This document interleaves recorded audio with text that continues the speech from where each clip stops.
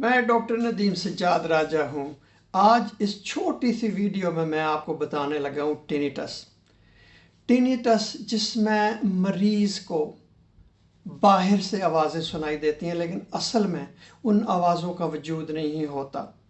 मसलन उसको इस तरह महसूस हो रहा है कि कोई सीटियाँ बजा रहा है, या जिस तरह सू सू की आवाज़ आ रही है, या जिस तरह हथौड़े बरस रहे हैं।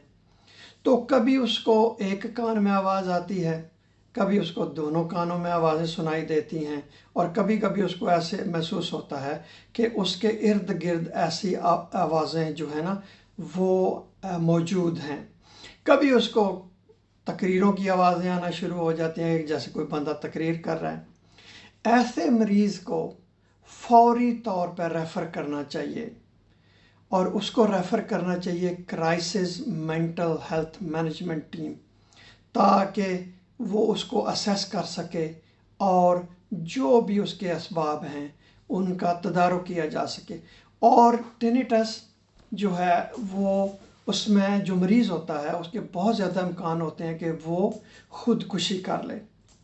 अगर टिनिटस पिछले 3 दिनों में ये डेवलप हुई है या मरीज़ को आवाज़ें आना शुरू हुई हैं, तो उसको पहले 24 घंटों में ज़रूर देखना चाहिए।